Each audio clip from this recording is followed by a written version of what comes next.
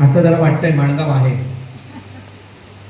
अखिल भारताचे आराध्य दैवत छत्रपती शिवाजी महाराज, राष्ट्रमाता जिजाऊ साहेब, धर्मवीर छत्रपती संभाजी महाराज यांना वंदन करतो.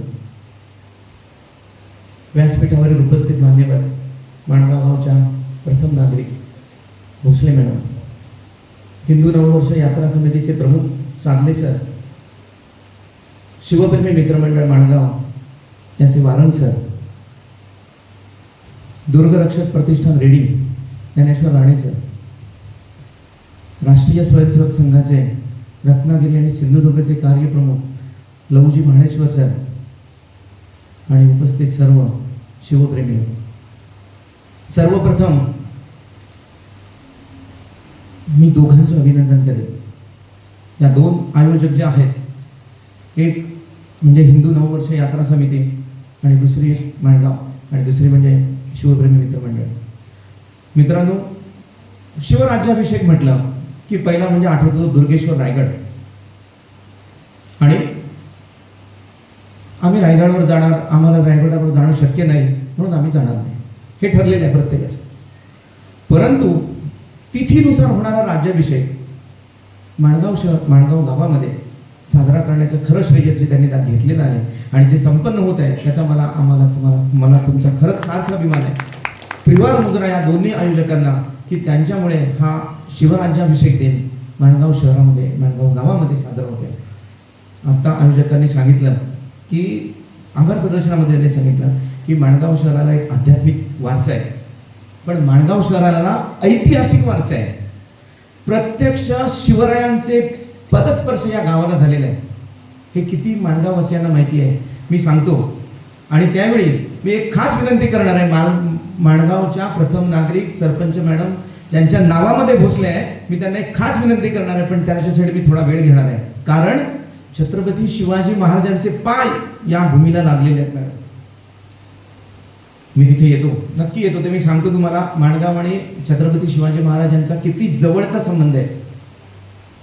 आत्ता सूत्रसंचालन केलं, खूप छान. त्यामध्ये तुम्ही पहिल्यांदा सूत्रसंचालनाची सुरुवात काय झाली होती? शिवगर्जना झाली होती. छत्रपती शिवाजी महाराज की, ही ती शिवगर्जना. तुम्हाला माहिती आहे का, आता एवढी मोठी आपण शिवगर्जना ऐकली, शिवराज्याभिषेक दिनाची सुरुवातच आपण या शिवगर्जनेने केली. परंतु ही शिवगर्जना कुठून आली, कोणी दिली, पहिल्यांदा कोणी दिली हे माहिती आहे का? आयोजकांचं मी खरंच परत एकदा कौतुक करेन, कारण खूप तरुण पिढी इथे बसलेली आहे आणि त्यांना या इथे आणल्याबद्दल, या कार्यक्रमाला खास करून तुमचं खरंच कौतुक आहे. कारण या नवीन पिढीला कळलं पाहिजे की छत्रपती शिवाजी महाराज कोण होते आणि काय होते आणि त्यांनी काय केलं. एक गोष्ट सांगतो चालता चालता. त्या दिवशी एक मोठी मुलगी जी BSc झालेली आहे, त्यांनी मला विचारलं, मी त्यांना छत्रपती शिवाजी महाराजांबद्दल 4 गोष्टी सांगितल्या. ते म्हणाल्या, तिने मला सांगितलं, हो पण छत्रपती शिवाजी महाराज काल्पनिक आहेत, ते कुठे प्रत्यक्षात होते, त्यांना कोणी प्रत्यक्षात पाहिलंय? ही शोकांतिक आहे. ही गोष्ट 1 महिन्यातली आहे आणि तुम्ही ह्या नवीन पिढीला इथे समोर बसवल्याबद्दल खरंच मानाचा मुजरा तुम्हाला. मित्रांनो, छत्रपती शिवाजी महाराज ही गर्जना कुठून आली हा इतिहास आहे. आणि हा इतिहास घडलाय इसवी सन 1943 मध्ये. दुसरं महायुद्ध पेटलेलं आहे. प्रचंड सगळे रणकंदन चाललेलं आहे. अख्ख्या त्या दुसऱ्या महायुद्धाचा सगळीकडे रणकंदन पेटलेले अख्ख्या जगामध्ये. दक्षिण आफ्रिकेमध्ये तुम्हाला माहिती असेल, इथिओपिया नावाचा एक देश आहे आणि इथिओपियामध्ये एक इरेन नावाचा प्रांत आहे, इरेन. आणि या इरेन प्रांतामध्ये एक किल्ला आहे, त्याचं नाव डोलेगो रोडॅक नावाचा एक किल्ला. उच्चारायला कठीण नाव आहे, पण डोलेगो रोडॅक नावाचा किल्ला आहे. जसे आपल्या सह्याद्रीमध्ये किल्ले आहेत तसाच तो तिथले डोंगराळ भागातला किल्ला आहे. आणि हा किल्ला लष्करीदृष्ट्या अतिशय महत्वाचा होता आणि तो घेणं क्रमप्राप्त होतं त्या ठिकाणच्या त्यावेळच्या लष्करी परिस्थितीनुसार. तो किल्ला होता इटालियनच्या ताब्यात आणि त्या ब्रिटिशांनी ठरवलं, ब्रिटिश सैन्याने त्याच्यावर हल्ला करायचं ठरवलं आणि ब्रिटिश सैन्याने ठरवलं की हा किल्ला आपल्याला जिंकायचा. आणि हा किल्ला जिंकण्यासाठी त्यांनी प्रचंड मोठ्या प्रमाणावर आपलं सगळं सैन्य घेतलं आणि सगळ्या त्या किल्ल्यावरती त्यांनी प्रचंड मोठ्या प्रमाणावर मारा चालू केला. डोकं आपटून तो किल्ला त्यांना काही घेता येईना. त्या सैन्यामध्ये, त्या ब्रिटिशांच्या सैन्यामध्ये मराठी लाईट इन्फंट्रीचे जवान होते. त्यामध्ये त्यांचे एक सुभेदार होते, सुभेदार लावण. ते लावण त्यांच्या त्या ब्रिटिश सैन्याधिकाऱ्याकडे गेले आणि म्हणाले, मी हा किल्ला तुम्हाला सर करून देतो, फक्त तुम्ही एक मला गर्जना करण्याची परवानगी द्या, एक घोषणा करण्याची परवानगी द्या. त्यामध्ये त्याला इंग्रजीमध्ये म्हणतात बॅटल क्राय. तुम्ही मला घोषणा करण्याची परवानगी द्या, रणगर्जना. त्याने विचारले कोणती घोषणा? ते म्हणाले, बोलो छत्रपती शिवाजी महाराज की जय. त्याने एका सेकंदात सांगितलं, शक्य नाही, कारण त्यांना माहिती होतं की शिवाजी महाराज म्हणजे बंड, शिवाजी महाराज म्हणजे स्वातंत्र्य. आणि जर हे मी त्यांना आत्ता घोषणा करायची परवानगी दिली तर त्या घोषणा देऊन त्या बंदूक आणि तोफा आमच्यावर उगारतील आणि आम्हालाच ते नेस्तनाबूत करतील ब्रिटिशांना, कारण आम्ही त्यांच्यावर राज्य करतोय. त्यांनी ते नाही म्हणून सांगितलं. 1 महिना त्या डोंगराळ किल्ल्यावर डोकं आपटल्यानंतर त्याला उपरती झाली आणि तो म्हणाला, मी त्याने बोलवलं मेजर लावण. ते म्हणाले, मी तुम्हाला घोषणा करण्याची परवानगी देतो, तुम्ही ती घोषणा करा आणि मला किल्ला जिंकून द्या. मेजर लावणनी भर रात्री गनिमी कामा जो महाराजांचा आहे, त्या भर एका रात्रीमध्ये बोलो श्री छत्रपती शिवाजी महाराज की जय अशी घोषणा देत एका रात्रीमध्ये तो किल्ला सर केला. ही आहे प्रेरणा, हे आहे चैतन्य त्या नावामध्ये, शिवाजी, छत्रपती शिवाजी महाराज. आत्ता त्यांनी सांगितलं, पोवाडे गीत गायलं, त्यामध्ये म्हटलं, तोरणा घेऊन स्वराज्याचे तोरण बांधलं. आम्ही आत्ता म्हणतोय, जवळजवळ 300, 350, 400 वर्षानंतर आपण म्हणतोय शिवाजी महाराजांनी तोरणा घेतला आणि स्वराज्याचं तोरण बांधलं. पण शिवाजी महाराजांना तरी माहिती होतं का मी हे तोरणा घेतोय, स्वराज्याचं तोरण आहे? आपण इतक्या वर्षांनी बघतोय आणि त्याचं मूल्यमापन करतोय. परंतु त्यावेळी कुठे माहिती होतं? कुठे माहिती होतं बाजीप्रभूंना? कुठे माहिती होतं जिजामातांना? कुठे माहिती होतं त्या बाजीप्रभू देशपांडेंना, तानाजी मालुसरेंना, की याचं रूपांतर एका स्वराज्यात होणार आहे, हिंदवी स्वराज्यात होणार आहे, आणि त्या हिंदवी साम्राज्याचं रूपांतर एका शक्तिशाली मराठा साम्राज्यात होणार आहे? कोणालाच माहिती नव्हतं. खरंच कोणाला माहिती नव्हतं. परंतु त्यामागचा त्याग, त्यामागची बलिदानं त्यांनी ते घडवलं हिंदवी स्वराज्य. आणि त्यामध्ये निर्माण केलेली छत्रपती शिवाजी महाराजांनी आपल्या रयतेमध्ये, आपल्या मावळ्यांमध्ये लढण्याची ईर्ष्या. कोण होते शिवाजी महाराज? कोण होते? आम्हाला शिवाजी म्हटलं की राग येतो. अरे तुला आपण नाही करायचं आपण म्हणतो. त्यांना आपण देवत्व देतो, पण ते देव होते का हो? विचार करा, देव होते का शिवाजी महाराज? आपण त्यांना देवत्व बहाल केले, पण देव होते का? तुमच्या आमच्या सारखे हाडा मासाचा साधा सामान्य माणूस होते. एक सामान्य माणूस इथल्या सामान्य रयतेला, जी रयत शेतकरी आहेत, कुणबी आहेत, अशा रयतेला हाताशी धरून एका मोठ्या साम्राज्याची स्थापना करतो, त्याचं एका मोठ्या साम्राज्यामध्ये रूपांतर करतो. आणि त्याच रूपांतर एका 150 वर्ष भारतावर राज्य करणाऱ्या एका मराठी शाहीमध्ये होतं. हे आम्हाला शिकवलं शिवाजी महाराजांनी. हे शिकवलं सामान्य माणसाला. सामान्य माणसाला घेऊन असामान्य इतिहास निर्माण करणारे फक्त छत्रपती शिवाजी महाराज. पुरंदरच्या तहामध्ये जे 1645च्या जे रायरेश्वरच्या शपथीमध्ये त्यांनी जे स्वराज्य उभारण्याला सुरुवात केली, 1665च्या पुरंदरच्या तहामध्ये ते सगळंच्या सगळं त्या जयसिंगच्या, मिर्झा राजे जयसिंगाच्या सैन्यासमोर त्यांना पराभव करावा लागला. आणि ते सगळ्याच्या सगळं राज्य 80% राज्य लयाला गेलं. काय वाटलं असेल त्या माणसाला? एक किल्ला शहाजी महाराजांच्या सुटकेच्या वेळी देताना त्यांनी नकार दिला होता. त्यावेळी 23 किल्ले आणि स्वराज्याचा एवढा मोठा भूभाग त्यांना देताना काय वाटलं असेल? पण तेच साम्राज्य त्यांनी पुरंदरच्या तहात जे लयाला गेलेलं साम्राज्य पुन्हा त्याही पेक्षा मोठ्या प्रमाणावर पुनर्प्रस्थापित केलं. याला म्हणतात शिवाजी महाराज. मित्रांनो, राज्याभिषेक दिन हा केवळ सोहळा नाहीये, हा आमचा प्राण आहे, प्राण. परंतु त्या राज्याभिषेकाची पार्श्वभूमी काय आहे हे लक्षात घ्या. खरंच शिवकाळ आपण म्हणतो, शिवाजी महाराजांचा जन्म झाला, प्रत्यक्ष 18,306 दिवसांचं आयुष्य महाराजांचं. 18,306 दिवस. त्यामध्ये 10 ते 12 वर्षापर्यंत मोजा दिवस, साधारणतः 5 ते 6,000 काढून टाका. 12,000 दिवसांमध्ये त्यांनी जे केलं ते जगातल्या कोणत्याही राजाला आज तगायत करता आलेलं नाही. ही वस्तुस्थिती आहे. जगातल्या कोणत्याही राज्याला, मग ते नेपोलियन असून दे, मग तो अलेक्झांडर असून दे, मग तो जुलियस सीझर असून दे, मग तो गुस्टावस ॲडॉल्फस असून दे, इतर कोणताही जगजेत्ता असून दे, आणि हे कोणी लिहून ठेवलंय? हे लिहून ठेवलंय जगातल्या इतर समकालीन लेखकांनी, जे शिवाजी महाराजांबद्दल विचार मांडलेले आहेत. मित्रांनो, शिवकाळ हा आपण म्हणतो 1630 पासून सुरू होतो, 1680 पर्यंत, महाराजांच्या जन्मापासून मृत्यूपर्यंत. पण मला सांगा, त्याच्या आधी काय होतं? त्याच्या आधी प्रत्यक्ष पूर्णपणे काळ रात्र होती, पूर्णपणे काळ रात्र होती. आणि ती काळ रात्र कधीपासून सुरू होती? शिवाजी महाराजांचं आहे हे 16वं शतक, 1530 मधली ही 1630 मधली ही गोष्ट आहे. परंतु त्याही आधी तब्बल 712 मधली गोष्ट आहे. म्हणजे विचार करा, तब्बल 900 वर्षांपूर्वीची गोष्ट आहे. आणि खरी सुरुवात शिवकाळाची, खरी सुरुवात त्या राज्याभिषेकाची तिथून झाली आहे. सांगतो, हिंदुस्थान हा, भारत हा हिंदुस्थान होता, त्यामध्ये नेपाळ होता, ब्रह्मदेश होता, श्रीलंका होती, अफगाणिस्तान होता, हे सगळे देश, सिंध प्रांत होता, हे सगळे देश त्यामध्ये समाविष्ट होते. या भारतामधनं, या हिंदुस्थानमधनं सोन्याचा धूर निघत होता.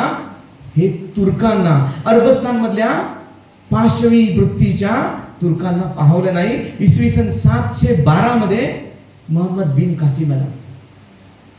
तिथून आक्रमणांची सुरुवात नाही, तिथून आक्रमणांच्या रांगा लागल्या.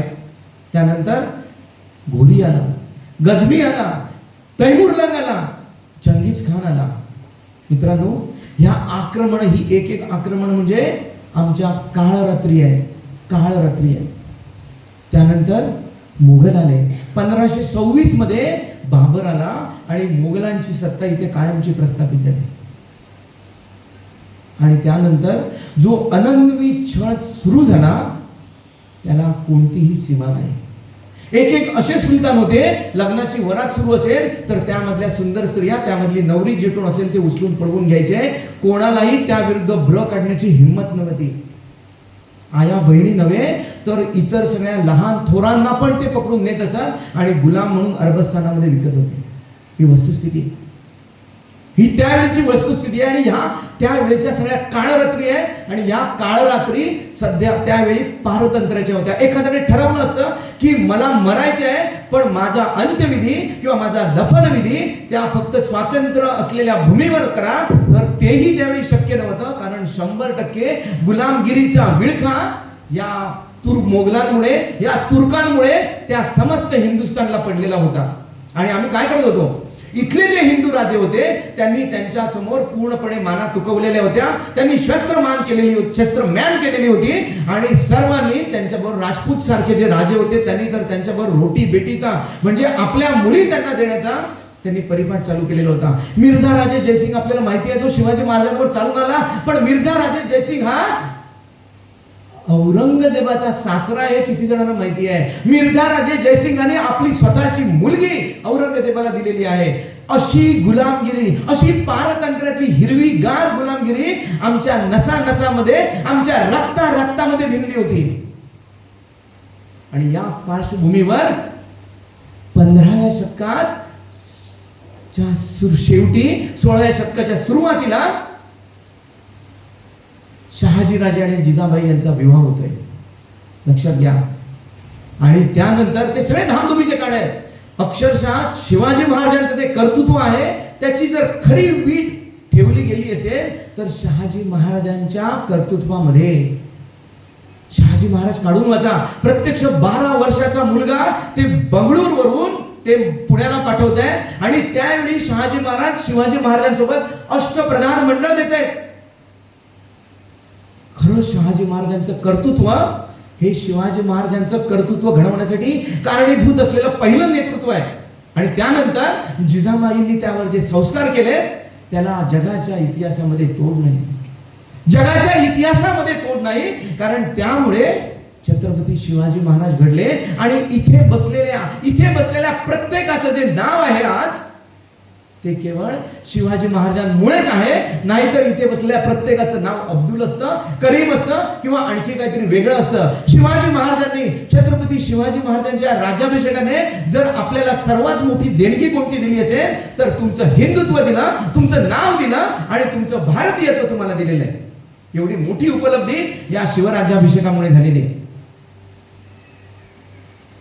1630 ला महाराजांचा जन्म होतोय. परंतु त्यावेळेचा जो काळ आहे 1607 हा विवाह घडून आलाय शहाजी महाराज आणि जिजाबाई. पण त्यानंतरचा जो काळ आहे तो अत्यंत धामधुमीचा काळ आहे. विजयनगर सारखी 300 ते 400 वर्ष असलेली केवढी तरी मोठी हिंदू साम्राज्य लयाला गेली आहे, जमीन दोस्त झाली आहे. कोणामुळे? या तुर्कांमुळे. निजामशाही, बेरीजशाही, आदिलशाही आणि या सर्व शाह्यांनी एकत्र येऊन हे विजयनगरचं साम्राज्य बुडवलं. आणि या विजयनगरचं साम्राज्य म्हणजे आपल्या हिंदुस्थानमध्ये असलेलं 400 वर्षांचं केवढं तरी वैभवशाली साम्राज्य जे हिंदूंचं होतं आणि शेवटच्या हिंदू साम्राज्याचा तिथे निपात होतोय. आणि त्यानंतर पारतंत्र्याच्या काळरात्रीमध्ये त्या गुलामगिरीमध्ये सगळेजण जगतायत. महाराष्ट्र जगतोय, भारत जगतोय. महाराजांच्या वर जे संस्कार झाले, ज्या जिजामातांनी संस्कार केले, त्यामुळे महाराज घडले. आणि आज आपण बसलोय हे केवळ त्या गोष्टींमुळे, त्या संस्कारांमुळे. यामधनं जे घेण्याची जी आपली वृत्ती आहे, जे आपण घेतलं पाहिजे ते हे घेतलं पाहिजे. इथे किती बसलेल्या आई आहेत, माता आहेत, भगिनी आहेत. म्हणजे लक्षात घ्या की संस्कार ही किती मोठी गोष्ट आहे, किती मोठी गोष्ट आहे. आणि त्यानंतर जे घडलं हा इतिहास आहे मित्रांनो. त्यानंतर जी बलिदानं झाली आपल्याला सगळ्यांना माहिती आहे. बाजीप्रभू देशपांडे, तानाजी मालुसरे, अशी कितीतरी बलिदान आहेत की ज्यामुळे हे स्वराज्य आकाराला आलं, ज्यामुळे हे स्वराज्य घडलं. असंच एक बलिदान या माणगाव शहरात घडलंय. असाच एक इतिहास या माणगाव शहरामध्ये, या माणगाव गावामध्ये घडलाय. कारण त्याला इतिहासामध्ये तोड नाहीये, खरंच तोड नाहीये. एक माणगाव गावातलं मी सांगतो, पण त्यावेळीचं आणखी एक बलिदान मी सांगतो. ते बलिदान आहे कित्येक जणांना, सगळ्यांना माहिती आहे की शिवाजी महाराज म्हणजे अफजल खानाचा कोथळा काढला, शाहिस्ते खानाची बोटं तोडली, औरंगजेबाला मिठाई देऊन, पेढे देऊन, आग्र्यातून, पेटाऱ्यातून, त्याच्या कैदेतून पळाले शिवाजी महाराज, संपले. पण त्याही पेक्षा अशी काही बलिदानं झालेली आहेत की जी आपल्याला अज्ञात आहेत, इतिहासाला माहिती आहेत, पण ती तेवढी प्रकाशात आलेली नाही आहेत. त्यातलं एक नाव म्हणजे रामजी पांगेरा. किती जणांना माहिती आहे? लक्षात घ्या माता भगिनींनो, इथे बसलेल्या समस्त शिवप्रेमींनो लक्षात घ्या, लक्षात ठेवा हे नाव रामजी पांगेरा. अफजल खानाच्या त्या लढाईच्या वेळी रामजी पांगेरा नावाचा महाराजांचा सरदार, ज्याने प्रचंड पराक्रम गाजवलेला आहे अफजल खानला नेस्तनाबूत करण्यासाठी. त्याने मोठा पराक्रम, त्याची मर्दमुखी त्याने ते गाजवलेली आहे. आणि हा रामजी पांगेरा महाराजांच्या एका किल्ल्यावरती एक प्रमुख सरदार म्हणून ठेवलेला होता. त्या किल्ल्याचं नाव, नाशिक जवळ तो किल्ला आहे, त्या किल्ल्याचं नाव कणेरागड. कणेरागड. आणि या कणेरागडावरती तो किल्लेदार उभा आहे, सरदार उभा आहे, किल्लेदार दुसरा आहे. तिथून जाणारा दलेर खान हा औरंगजेबाचा अतिशय एकनिष्ठ सरदार, त्याने ठरवलं की हा कणेरागड जिंकून घ्यायचा. कणेरागड अत्यंत छोटा आहे, त्यावर जेमतेम 1000 मावळे असतील, आणि त्याने ठरवलं की हा कणेरागड जिंकून घ्यायचा. रामजी पांगेरा तिथे सरदार आहे. त्याने बघितलं आता दलेर खान या किल्ल्याला वेढा घालतोय. त्याने ठरवलं की मी त्याच्यावर चाल करून जाणार. जेवढे मावळे होते त्याने त्यांच्या सगळ्यांच्या समोर उभं राहून सांगितलं, निदान करावायचं आहे. निदान म्हणजे बलिदान करायचं आहे. जो कोण असेल माझ्या समोर निदान करायला तयार त्याने उभं राहावं. सरासरा 700 मावळा उभं राहिला, 700 मावळा. आणि त्या 700 मावळ्यांना घेऊन रामजी पांगेरा अक्राळ विक्राळ गर्जना करत त्या कणेरागडाचं दार उघडून त्या दलेर खानाच्या 5000 कडव्या सैन्यावर तुटून पडला. 5000 विरुद्ध 700 कडवे पठाण विरुद्ध 700 मावळे. त्या 5000 लोकांनी त्या रामजी पांगेराच्या 700 मावळ्यांना अक्षरशः घेरलं आणि एक एक मावळा 30 जखमा होऊन तिथे बलिदानाला प्राप्त झाला, कामाला आला. त्यात रामजी पांगेरा पण गेला. हे बलिदान आहे.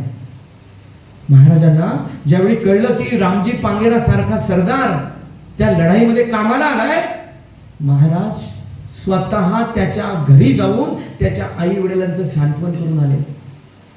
महाराजांनी त्याच्या वडिलांना एक मोहरांची थैली दिली. हे ठेवा तुमच्याजवळ, अडीअडचणीला कामाला येतील.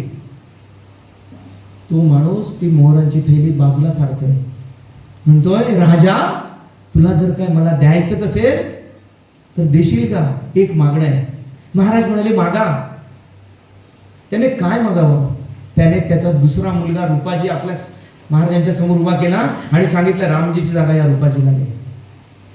ही निष्ठा, ही निष्ठा, ही स्वराज्य निष्ठा महाराजांनी या मावळ्यांच्या हृदयामध्ये पेटवली आणि त्यामुळेच हे हिंदू साम्राज्य, हिंदवी साम्राज्य आकाराला आलं. मित्रांनो, अशा कितीतरी बलिदान आहेत की ज्यामुळे, अशा बलिदानांमुळे हा महाराष्ट्र घडला नव्हे, हा भारत घडला. शिवाजी महाराज हे एकमेव असं भारतातलं नाव आहे की ज्यांच्या पराक्रमामुळे महाराष्ट्राचा नव्हे, भारताचा नव्हे, आशिया खंडाचा इतिहास आणि भूगोल बदलवला.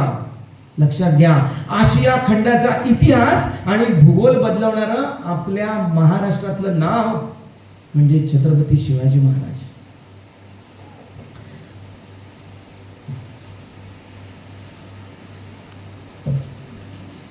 मित्रांनो, हिंदवी स्वराज्य निर्माण होणं ही काळाची गरज होती आणि ते महाराजांनी करून दाखवलं. आणि ते करून दाखवलं का? कारण इथल्या आया बहिणींना उचलून नेत होते, इथल्या छोट्या छोट्या मुलांना नेऊन, युवकांना नेऊन अरबस्थानामध्ये विकत होते, त्यांची धिंड काढत होते. कोणीही इथे सुरक्षित नव्हतं, सगळे असुरक्षित होते. महाराज ज्यावेळी 1657ला कल्याण भिवंडीला स्वतः उतरले, स्वतः समुद्र बघितला, त्यावेळी लोक त्यांच्याकडे आले आणि म्हणाले, महाराज आम्हाला वाचवा, हे सिद्धी, हे पोर्तुगीज, हे इंग्रज आम्हाला पळवून नेतात, आमच्यावर जुलूम जबरदस्ती करतायत. महाराजांनी त्यावेळी पहिल्यांदा समुद्र बघितला इसवी सन 1657ला आणि तो समुद्र बघितल्यावर महाराजांना कळलं की या सगळ्या सिद्ध्यांचं जे बळ आहे, इंग्रजांचं बळ आहे, त्या समुद्रामध्ये आहे, त्यांच्या आरमारामध्ये आहे. आणि म्हणून महाराजांनी ठरवलं की मी पण आरमार उभारेन. एवढा द्रष्टा असलेला राजा छत्रपती शिवाजी महाराज, तब्बल 800 वर्षानंतर आरमाराची निर्मिती करणारा हा राजा, म्हणून त्यांना आपण फादर ऑफ नेव्ही म्हणतो. एवढं त्या आरमाराने पुढे पराक्रम गाजवलेले आहेत. आपल्या सिंधुदुर्गातले कितीतरी कोळी समाज त्यामध्ये होता, कितीतरी केवढा तरी मोठ्या प्रमाणात भंडारी समाज तिथे होता आणि या समाजाने, या साध्या सुध्या रयतेने त्या आरमाराच्या बळावर केवढा तरी प्रचंड मोठी लढ्या जिंकलेल्या आहेत. सिद्धीला, त्या औरंगजेबाच्या मुघलांच्या याला आरमाराला, शिवाय पोर्तुगीजांच्या आरमाराला त्यांनी सळो की पळो करून सोडल्यात. एवढ्या लढ्या त्यांनी जिंकलेल्या आहेत. एक एक लढाईचं वर्णन सांगायचं म्हटलं तर एक एक दिवस पाहिजे. एकेका लढाई, खांदेरी उंदरीची लढाई एवढी प्रसिद्ध आहे की ज्यामध्ये आपल्या सिंधुदुर्गातले कितीतरी लोक आहेत, मायनाक भंडारी आहे, आणि ती जर लढाईचा इतिहास सांगायचं म्हटलं तर एक दिवस पाहिजे सांगायला. एवढी प्रचंड आणि त्यामध्ये स्फुरणदायी ती लढाई आहे मित्रांनो. आणि हे सगळं बघितल्यानंतर ज्यावेळी छत्रपती शिवाजी महाराज औरंगजेबाला भेटतात, पुरंदरच्या तहानंतर त्यामध्ये त्यांना जी कैद होते आणि त्या कैदेतनं ते ज्याप्रमाणे शिकापीने पलायन होते, वास्तविक पलायन म्हणजे ही कोणती अभिमानाची गोष्ट नव्हे, तरी पण ती अभिमानाची गोष्ट बनलेली आहे आमच्यासाठी. आणि ज्याप्रमाणे महाराज इथे येतात आणि त्यानंतर 3 वर्ष स्वराज्याची घडी बसवण्यासाठी जाते. 1666 ते 1669 मध्ये हे स्वराज्य एका नवीन आकाराने जन्म घेतं. त्यामधला शेतकरी असेल, त्यामधली एक छोटीशी कोणती रयत असेल, रयतेचा कोणताही हिस्सा असेल, त्याला महाराजांनी इतक्या सुंदरपणे सुरक्षित केलेला आहे की त्या शेतकऱ्याला बियाणं दिलेलं आहे, त्याला नांगर दिलेला आहे, त्यांना प्रत्येक गोष्टी दिलेल्या आहेत, पैसा दिलेला आहे की ज्यामुळे हा शेतकरी सुखावला, ज्यामुळे ही रयत समाधानी झाली आणि मोठ्या प्रमाणावर चलन वृद्धी झाली आणि स्वराज्याला मोठ्या प्रमाणावर महसूल प्राप्त झाला. परंतु 1666ला ज्या 3 वर्ष महाराजांनी स्वराज्याची घडी बसवली, त्यानंतर एका हिरव्यागार असलेल्या बादशहाला त्या अंगात, त्याच्या मनात धर्मवेड संचारलं आणि ते धर्मवेड होतं म्हणजे जिझिया कर. जिझिया कराची 13 कलम आहे, पण ती कलम एवढी खालच्या दर्जाचे आहेत की तुम्हाला हिंदू सोडा, तुम्हाला माणूस म्हणून जगण्याचा पण अर्थ नाही राहणार, अशी ती कलम आहे. तुम्ही तो कर देताना त्याच्यावर गुडघ्यावर बसून जायचं आणि तो कर घेताना त्याने तो तुमच्यावर थुंकणार किंवा तुमच्यावर दगड मारणार, ते तुम्ही सहन करायचं. तुमच्या घरामध्ये कोणताही मुसलमान येऊन राहण्याची त्याला मुभा आहे. तुमच्या घरात जर कोण खलास झालं तर तुम्ही मोठ्याने रडण्याचा अधिकार तुम्हाला नाही. अशी 13 प्रकारची कलम आहे की म्हणजे ही हिंदू संस्कृती पूर्णपणे लयाला गेली पाहिजे. या धर्मवेडातून त्याने हे सगळं चालू केलं. परंतु त्याच्याही वडिलांनी काय केलं होतं, त्याच्याही पणजोबांनी काय केलं होतं, तर त्याच्याही वडिलांनी मुंडक्यांचे मिनार केले होते. मिनार एक आपल्याला माहिती आहे, कुतुब मिनार म्हणजे मजले असलेली इमारत. परंतु हे मिनार कसले केले होते, माणसं पकडायची, ती हिंदूच असतील, त्यांची धड बाजूला फेकून द्यायची आणि त्यांचे मुंडक्यांचे मिनार करायचे, एकावर एक ठसलेले असे 6000 मुंडक्यांचा एक मिनार, असे कित्येक मिनार त्यावेळेच्या समकालीन परकीय लोकांनी हिंदुस्थान भ्रमण करत असताना आपल्या डायरीमध्ये लिहून ठेवलेले आहेत.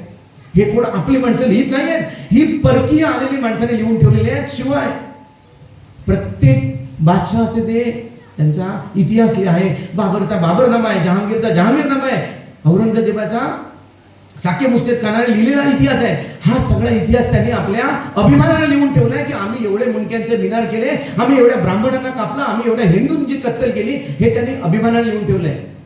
आणि या पार्श्वभूमीवर काशीवरनं गागाभट्टांचं आगमन होतंय रायगडावरती.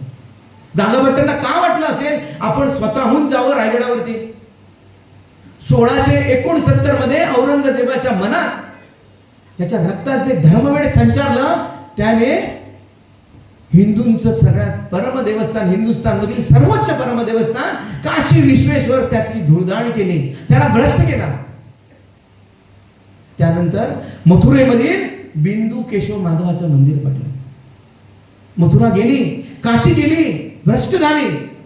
तिथे अलीचे झेंडे मिरवले गेले, तिथे हिरवी निशाणं लागली. आपला भगवा झरझर ध्वज जो इंद्राचा आहे, त्याचं नाव भगवा झरझर ध्वज, आणि तो ध्वज तोच ज्ञानदेवाने घेतलाय. त्याच्या आधी तो घेतला होता श्रीकृष्णाने आपल्या रथावर लावायला, तो ज्ञानदेवाने घेतलाय, तो वारकऱ्यांनी घेतलाय, आणि तोच महाराजांनी घेतलाय. तो ध्वज बुडाला, अख्खा हिंदू धर्म बुडाला. काशी विश्वेश्वराचा सत्यानाश त्याने केला. अख्खं हिंदू साम्राज्य संपवण्यासाठी त्याने प्रचंड मोठ्या प्रमाणावर सैन्याची लाट, हिंदवी साम्राज्य, हे हिंदू साम्राज्य आम्हाला महाराजांच्या जिंकण्यासाठी त्यांनी सोडली. आणि त्यानंतर 4 फेब्रुवारी 1670 ला शिवाजी महाराजांनी जे त्याच्या विरुद्ध लढाईची सुरुवात केली आहे, त्यानंतर मित्रांनो त्यावेळी महाराजांचे ते किल्ले होते बरोबर 23 किल्ले हातात असलेल्या शिवाजी महाराजांनी ज्यावेळी औरंगजेबाविरुद्ध 1669 मध्ये लढाईचं शिंग फुंकलं, त्याच्या धर्मवेडाविरुद्ध, त्याच्या पुढच्या 8 वर्षामध्ये शिवाजी महाराजांकडे किल्ले होती 300हून जास्त. हा पराक्रम आहे.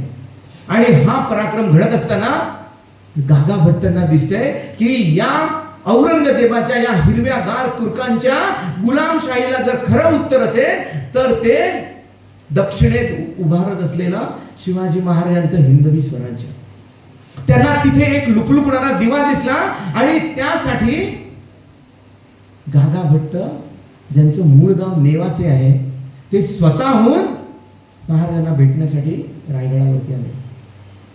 त्यांनी महाराजांना विनवणी केली, त्यांनी महाराजांना साकडं घातलं की जे आपण करताय हे धर्मकार्य आहे, राष्ट्रकार्य आहे, परंतु त्याला अधिष्ठान हवंय, त्याला सार्वभौमत्व हवंय की ज्यावेळी भारतातली नव्हे तर जगातील इतर कोणतंही राष्ट्र या हिंदवी साम्राज्याकडे बघेल, त्यावेळी त्याला त्या सार्वभौमत्व असलेल्या त्या हिंदवी साम्राज्याची जाणीव होईल, त्या तिथे असलेल्या राज्याची जाणीव होईल, जो राजा प्रजेची काळजी घेतो, त्याच्या रयतेची काळजी घेतो, आणि ज्या राजाच्या स्वराज्यामध्ये राम राज्य आहे, असं हे जे स्वराज्य आहे त्याला जर अधिष्ठान प्राप्त करून द्यायचं असेल, राजेपणाचे खरे हक्क जर हवे असतील तर राज्याभिषेक करून घेणं अत्यंत गरजेचं आहे. हा विषय त्यांनी महाराजांसमोर मांडला, आणि त्यानंतर तो राज्याभिषेक संपन्न होतोय. तो राज्याभिषेक संपन्न होतोय मित्रांनो, ही गोष्ट लक्षात घ्या. ज्यावेळी राज्याभिषेकाची तिथी काढली गेली, ज्येष्ठ शुद्ध त्रयोदशी, शके 1596, आनंद संवत्सर आहे. परंतु त्यावेळी कोणतं कॅलेंडर आपल्याकडे होतं का हो? आतमध्ये आम्ही आमच्या घरामध्ये त्यावेळी कोणत्या शिवकालामध्ये कोणतं दिनदर्शिका लावत होतो, कालगणना लावत होतो, महालक्ष्मी लावत होतो, कोणतं लावत होतो? त्यावेळी कोणतीही कालगणना आपल्यामध्ये नव्हती. जी इंग्रजी कालगणना आहे किंवा ग्रेगरियन म्हणतो, ती कोणत्याही प्रकारची कालगणना आपल्याकडे नव्हती. आपलं पंचांग हीच कालगणना, हिंदू पंचांग हीच कालगणना होती. महाराजांनी केलेल्या सगळे पराक्रम काढून बघा, ते तिथीनुसार त्यांची सांगड लावा, आपल्याला कळेल. शाहिस्तेखानाचा खात्मा रामनवमीच्या आदल्या दिवशी करून कोंढाण्यावर महाराजांनी रामनवमी साजरी केलेली आहे. शुक्ल नवमी, मित्रांनो, चैत्र शुक्ल नवमी, असं असं असताना आपण राज्याभिषेक कधी साजरा करायचा? 6 जून. 6 जून ही तारीख त्यावेळी अस्तित्वातच नव्हती. 6 जून ही तारीख त्यावेळी नोंदवून ठेवली आहे. एक इंग्रज त्यांना तिथे भेटायला आला होता. राज्याभिषेकाच्या वेळी बरेच राजे, इतर राज्याचे प्रतिनिधी महाराजांना भेटायला आले होते. त्यातला एक प्रतिनिधी इंग्रजांचा होता, त्याचं नाव हेनरी ऑक्झिंडन. अजूनही रायगडावर जर गेलात ना तर तुम्हाला ते गाईड दाखवतील, या दरवाजाने, या नाणेघाटाच्या दरवाजाने हा हेनरी ऑक्झिंडन वर आला, या दरवाजावरून तो वर आला आणि त्याचं हे या घरामध्ये तो रायगडावरती राहिला होता. अजूनही दाखवते. आणि त्या हेनरी ऑक्झिंडनने आपल्या वर्णनामध्ये, आपल्या डायरीमध्ये ह्या नोंदी करून ठेवल्या आहेत. त्याप्रमाणे इंग्रजांच्या कालगणनेप्रमाणे ती तारीख होती 6 जून 1673. परंतु जी तिथी गागा भट्टाने काढली होती, जी तिथी निर्दिष्ट केली गेली होती, ती होती ज्येष्ठ शुद्ध त्रयोदशी शके 1596. आणि त्या तिथीनुसार शनिवारी अगदी पहिल्या प्रहरामध्ये म्हणजे ब्रह्ममुहूर्त संपल्यानंतर पहाटे 4 ते 5च्या सुमारास महाराजांचा राज्याभिषेक झालेला आहे. त्याआधी 8 दिवस वेगवेगळ्या प्रकारचे विधी रायगडावरती झालेले आहेत. तुलादान झालेले आहे, प्रत्येक वेगवेगळ्या प्रकारचे याग झालेले आहेत. आणि ते याग झाल्यानंतर महाराजांचा परत विवाह केलेला आहे, कारण ती त्यावेळच्या राज्याभिषेकाची गरज होती. महाराजांच्या क्षत्रियत्वासाठी ती गरज होती. त्यासाठी गागा भट्टाने राजाभिषेक प्रयोग नावाचा एक ग्रंथ सिद्ध केला आणि त्या ग्रंथानुसार सगळे विधी झालेले आहेत. अजूनही तो ग्रंथ अस्तित्वात आहे, त्यांना तो आपल्याला वाचायला पण मिळेल. आणि या सगळ्या तिथीनुसार, या सगळ्या राज्याभिषेक प्रयोगाच्या त्या सांगितलेल्या त्या सगळ्या कार्यक्रमानुसार तो राज्याभिषेक त्यावेळी संपन्न झाला. राज्याभिषेकामुळे आपल्याला काय मिळालं? राज्याभिषेकामुळे तुम्हाला तुमचं आजचं नाव मिळालं, ही वस्तुस्थिती आहे. राज्याभिषेकामुळे तुम्हाला तुमचं भारतीयत्व मिळालं, आम्हाला आमचं हिंदुत्व मिळालं, ही वस्तुस्थिती आहे. राज्याभिषेक झाल्यावर महाराजांनी त्यांच्या कारभारांना बोलवलं. हनुमंते त्यांना सांगितलं, रघुनाथराव, आपली भाषा ही यावनी भाषेने, यावनी शब्दांनी ग्रस्त झालेली आहे. भाषा ही केवळ ते ज्यावेळी आक्रमक, ही केवळ ते भाषा घेऊन येत नाही, ती भाषा आपली संस्कृती पण घेऊन येते. आपल्या भाषेवर हे यावनी शब्दांचे, फारसी असतील, या यावनी शब्दांचं अतिक्रमण झालेलं आहे.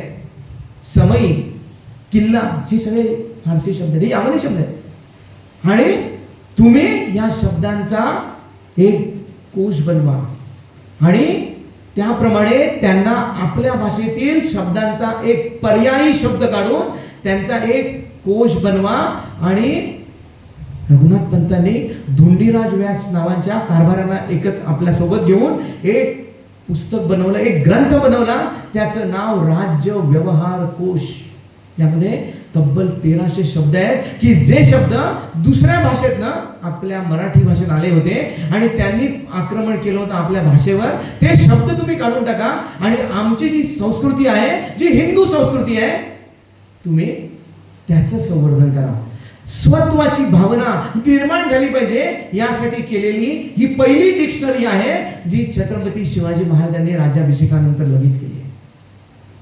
इंग्रजांनी शिवाजी महाराजांकडे काही मागण्या केल्या होत्या. त्यांनी आम्ही वखार घालतो, परवानगी द्या, आम्हाला मान न्याय करतो, त्या परवानगी द्या, सगळ्या काय काय होत्या. आणि त्यांनी एक मागणी केली होती, आम्हाला आमची चलन व्यवस्था इथे वापरण्याची परवानगी द्या. महाराजांनी ताबडतोब फुले मारली, नाही, माझी चलन व्यवस्था मी निर्माण करणार. राज्याभिषेकानंतर शिवराई होन आणि शिवराई ही 2 चलन व्यवस्था त्यांनी स्वतःची चलन व्यवस्था त्यावेळी निर्माण केली. राज्याभिषेकानंतर राज्याभिषेक म्हणजे स्वतःची कालगणना निर्माण केली. तर का? कारण आपण हिंदू आहोत. या हिंदू संस्कृतीचं, या हिंदू धर्माचं जर संवर्धन करायचं असेल तर आपली कालगणना गरजेची आहे. आपली कालगणना गरजेची आहे. आणि हे करणारा हा एकमेव राजा, आपली चलन पद्धती, आपलं आरमार, आपली कालगणना, आपली चलन व्यवस्था आणि आपली डिक्शनरी किंवा राज्य व्यवहार कोश निर्माण करणारा शिवाजी महाराज हे एकमेव राजे आहेत. एकमेव राजे. आणि राज्याभिषेक झाल्यानंतर ज्याप्रमाणे महाराजांनी दक्षिण दिग्विजय मोहीम केली, दक्षिण दिग्विजय मोहीम केल्यानंतर त्या दक्षिण दिग्विजय मोहिमेच्या वेळी तर त्याचा थाट काय और होता. एक राजा, एक हिंदू सार्वभौमत्व असलेला राजा दुसऱ्या राजाला भेटायला जातोय. तो होता कुतुबशाह गोवळकोंड्याला. आणि त्यावेळी त्यांच्या ज्या स्वारीचं वर्णन केलेलं आहे ते प्रचंड केवढं तरी मोठं आहे की कितीतरी राजचिन्ह त्यामध्ये आहेत, कितीतरी चांदीच्या पालख्या आहेत, सोन्याच्या पालख्या आहेत, असे घेऊन प्रचंड सजवलेले हत्ती घोडे अंबारी सोन्याच्या घेऊन ते महाराज गेलेले आहेत की एका राजाला दिलेलं त्या कुतुबशाह तर तो स्वतः भेटायला महाराजांना बाहेर येत होता 2 कोस, पण महाराजांनी सांगितलं तुम्ही येऊ नका, मी तुम्हाला भेटायला स्वतः येतो. अख्ख्या हिंदुस्थान मधील राजाला मिळालेलं सार्वभौमत्व हे जगाला दाखवण्यासाठी आणि नवीन भूभाग केवळ घेण्यासाठी नव्हे तर हिंदू संस्कृतीचं जतन, संवर्धन आणि सार्वभौमत्वाची भावना संपूर्ण दक्षिण भारतात रुजवण्यासाठी केलेली ती स्वारी होती दक्षिण दिग्विजयाची. आणि त्यामध्ये जिंजी सारखे केवढे तरी मोठी घेतले गेले किल्ले आणि तिथे महाराजांनी तिसरी आपली राजधानी केली. पहिला राजगड, दुसरा रायगड आणि तिसरी जिंजी, की ज्यामुळे औरंगजेबासारखा मातब्बर शत्रू शिवाजी महाराजांच्या निधनाच्या पश्चात ज्यावेळी चालून आला त्यावेळी त्या जिंजीच्या किल्ल्यावर त्या तिसऱ्या राजधानीवर राजाराम महाराजांनी जो लढा दिला त्यामुळे औरंगजेबाचा सर्व सेना विभागली गेली आणि औरंगजेबाचा प्रतिकार महाराष्ट्रावरचा कमी झाला. ही दूरदृष्टी होती महाराजांची आणि ही होती राज्याभिषेकाच्या नंतरच्या केलेल्या दक्षिण दिग्विजयाच्या वेळी. मित्रांनो, एवढं दूरदृष्टी असलेला राजा आपल्या महाराष्ट्रात झाला, या मातीमध्ये झाला, ही आपली खरंच भाग्याची गोष्ट आहे. खरंच भाग्याची गोष्ट आहे. बाबासाहेब पुरंदरे म्हणतात, अहो इथली माती उचला, ती माती पाण्यात टाका, त्यावर उठेल तो तवंग फक्त इतिहासाचाच असेल. या जमिनीला कान लावा, तुम्हाला ऐकायला येतील त्या दुदुंबी ऐकायला येतील, ते रणशिंगे ऐकायला येतील आणि तुम्हाला गर्जना ऐकायला येईल, ती फक्त हर हर महादेवच असेल. मित्रांनो, राज्याभिषेकानंतर जी स्वत्वाची भावना, स्वतःच्या राष्ट्रप्रेमाची भावना, स्वतःच्या भारत स्वदेशाबद्दलची भावना जी त्या रयतेच्या मनात दृढ झाली, आधी तर होती प्रत्येकाच्या मनात होती, पण त्यावरती राज्याभिषेकाने शिक्कामोर्तब केलं. आणि ते शिक्कामोर्तब असं झालं की ज्याप्रमाणे रामजी पांगेराने एक बलिदान केलं, त्याचं दुसरं बलिदान राज्याभिषेकानंतर लगेच घडलं. त्यावेळी महाराज नाही आहेत आपल्यामध्ये, महाराज आपल्यामध्ये नाही आहेत. 1680 नंतरची ही गोष्ट आहे. त्यावेळी महाराज आपल्यामध्ये नाही आहेत. मित्रांनो, इसवी सनापूर्वी यौधेय नावाचा राजा, 4थ्या शतकातला कलिंग नावाचा राजा, या राजांसाठी भारताच्या इतिहासात जनता त्यांचं राज्य वाचवण्यासाठी रस्त्यावर येऊन लढली आहे. जनता रस्त्यावर येऊन लढली आहे सैन्याच्या व्यतिरिक्त आपल्या राज्याचं राज्य वाचवण्यासाठी. आणि त्यानंतर तब्बल 1200 वर्षांनी या राज्याभिषेकानंतर, महाराजांच्या महानिर्वाणानंतर हे हिंदवी स्वराज्य, हे साम्राज्य जपण्यासाठी, टिकवण्यासाठी जनता रस्त्यावर येऊन लढली आहे.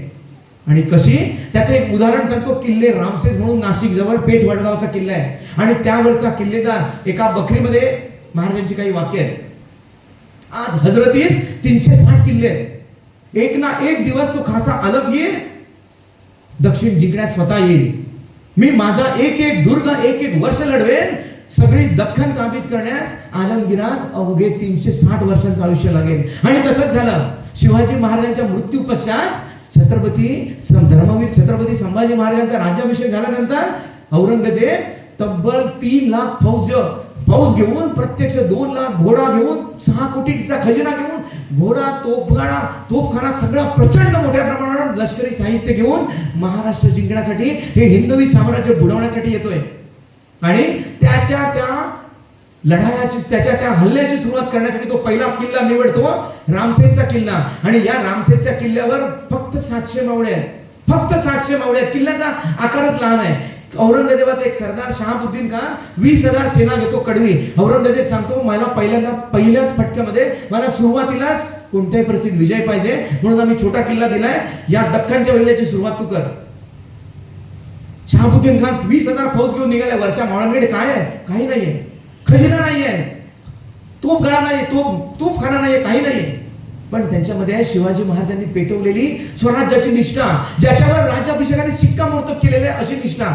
आणि ते 20,000 फौज त्या किल्ल्याला वेढा घालतायत. त्या किल्ल्याला वेढा घालताना त्या फौजेने म्हटलं की आम्ही नुसते चालून गेलो तरी हा किल्ला आम्ही जिंकणार. एवढा छोटा किल्ला आहे, कारण त्यामध्ये त्यांना माहिती होतं केवळ 700 मावळे त्यामध्ये आहेत. आणि ते मावळे त्यांनी चढायला दिलंय, त्यांना अर्धाधिक किल्ला चढून गेल्यानंतर त्यांना वाटलं की आम्ही किल्ला जिंकला, मोगली फौजेला वाटलं किल्ला जिंकला. त्याच वेळी वरून मोठे मोठे दगड आले, मोठे मोठे दगड आले आणि त्यामुळे मोगलांची त्रेधा तिरपट उडली आणि कोणत्याही परिस्थितीत त्यांना पुढे जाता येईना. काही वेळाने गेले, त्यांनी मागे हटले, पुन्हा त्यांनी हल्ला केला आणि तो हल्ला त्यावेळी दगड आले नाही, त्यावेळी गोफण गुंडे आले आणि त्या छोट्या छोट्या दगडाने त्या मोगलांचा कपाळमोक्ष करायला सुरुवात केला. 700 विरुद्ध 20,000. लक्षात घ्या मित्रांनो, 700 विरुद्ध 20,000. एक लक्ष्मण रेषा तयार झाली की त्या लक्ष्मण रेषेच्या पुढे मोगल आले की त्यांचा कपाळमोक्ष व्हायचा. कोणत्याही प्रकारचा लष्करी युद्ध साहित्य त्यावेळेच्या मावळ्यांकडे नाही आहे, परंतु त्यांना एकच माहिती आहे, महाराजांनी सांगितलेलं आहे, माझा एक एक दुर्ग एक एक वर्ष लढला पाहिजे. एक अशक्य प्राय असलेला इतिहास रामसेनच्या किल्ल्याने लिहिलाय मित्रांनो.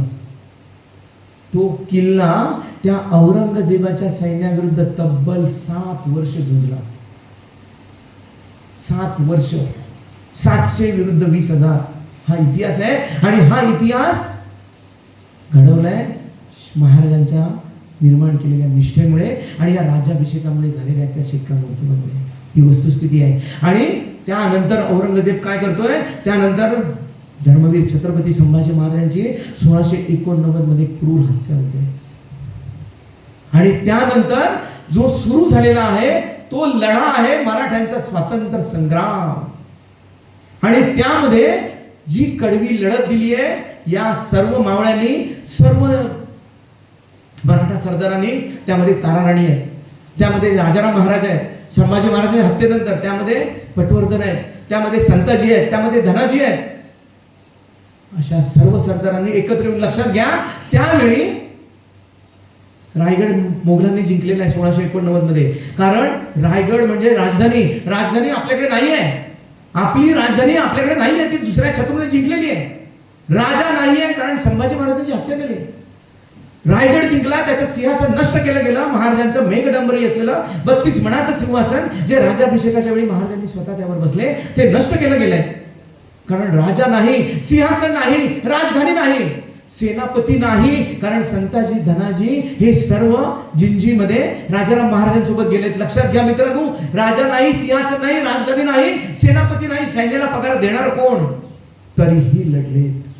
रामचंद्र पंत अमात्य अशा सर्व सरदारांनी एकत्र येऊन जी महाराजांची निष्ठा होती ती त्यांना सांगितली. प्रत्येक घराघरातून तलवार बाहेर पडली आणि या सर्व मावळ्यांनी औरंगजेबाच्या त्या बलाढ्य सैन्याचा प्रतिकार केला.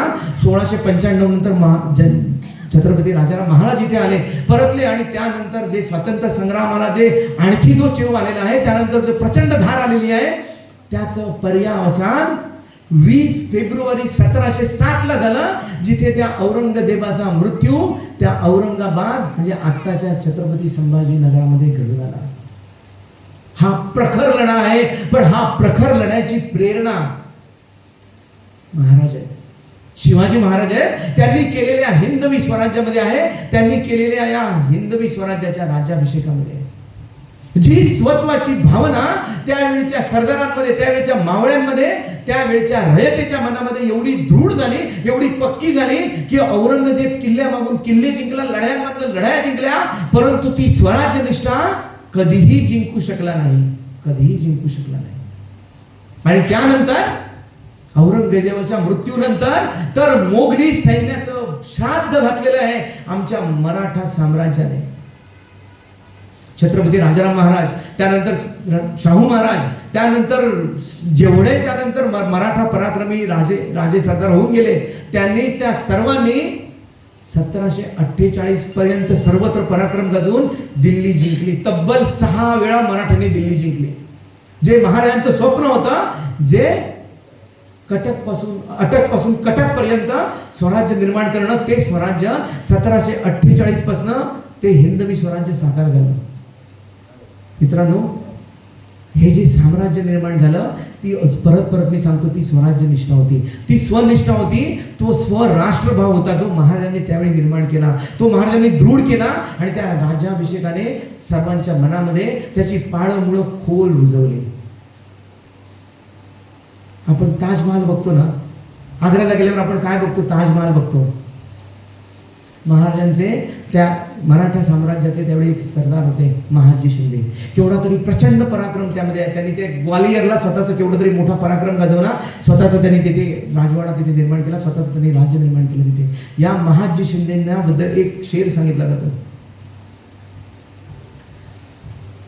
अरे ताज क्या देखते हो ग्वालियर देखो, ताज क्या देखते हो ग्वालियर देखो, हले दिल्ली को भी पूछ के देखो, दिल्ली की शान मराठा आहे.